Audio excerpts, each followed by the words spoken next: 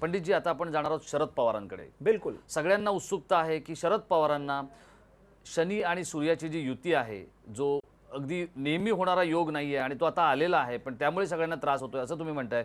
शरद पवारांना होणारा त्रास म्हणजेच त्यांच्या सगळ्या कार्यकर्त्यांना, महाराष्ट्राला होणारा त्रास कसा आहे? देखिए, यहाँ तक तो मुझे उनकी कुंडली की बात करें तो लगता है तो लवासा कांड हो या अजीत पवार की प्रॉब्लम हो, मुझे नहीं लगता कि कुंडली के हिसाब से उनकी सामाजिक प्रतिष्ठा को कोई आंच आएगी। आप समझे मेरी बात? इससे पहले भी 25 साल से 30 साल के शरद पवार साहब के जो कैरियर की अगर हम बात करें तो ऐसे कई प्रकरण शरद पवार साहब के ऊपर आए और चले गए, लोग भूल गए और वो अपना काम करते रहे। उनकी कुंडली और सुशील कुमार शिंदे की कुंडली, दो कुंडलियां ऐसी हैं जो भगवान से प्रसाद लेकर आए हुए हैं।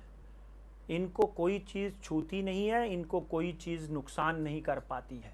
और यहाँ तक यह प्रकरण है कि लवासा कांड में सुप्रिया सुले और उनके हस्बैंड की मौजूदगी की कुंडली के हिसाब से अगर देखा जाए तो मुझे कहीं भी कोई भी दूर दूर तक ये आरोप सिद्ध होते हुए दिखाई नहीं देते। Sharad Pawar will come out very cleanly, कोई कहीं समस्या नेहमीप्रमाणे, म्हणजे जे महाराष्ट्रातील जनतेला जसं माहिती आहे तसं आराम से वो उसमें से निकल आएंगे, उसमें कुछ दिखता नहीं है। हाँ, कहीं ना कहीं अजीत पवार साहब की कुंडली का जब हम अध्ययन करते हैं, should we go about it, Ajit Pawar साहब की कुंडली का जो अध्ययन करते हैं तो उनकी बुध जो है, पर्टिकुलरली बुध जो है उनका कुंडली में वो करप्ट है।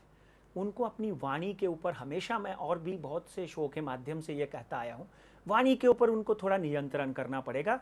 मगर फरवरी, मार्च, अप्रैल में जो श्वेत पत्र निकालने की अजीत पवार ने बात की थी, वो श्वेत पत्र निकल सकता है और दादा वापिस एक बार फिर उप मुख्यमंत्री पद की कुर्सी पर विराजमान हो सकते हैं। समझे आप? क्योंकि कुंडली अपनी चाल चलती है। एक दिन का राजभंग योग हो गया था। किसको? अटल बिहारी वाजपेयी को। राजा हरिश्चंद्र को राजभंग योग हुआ, राजा से भिखारी बन गए थे। और अटल बिहारी वाजपेयी को 1.5 दिन का राजभंग योग हुआ, 1.5 दिन के लिए प्राइम मिनिस्टरशिप की कुर्सी से निकलना पड़ा था उनको, समझे? और चरण सिंह को 28 दिन का राजयोग मिला था तो प्राइम मिनिस्टर बन गए थे, कुर्सी के ऊपर झूल रहे थे।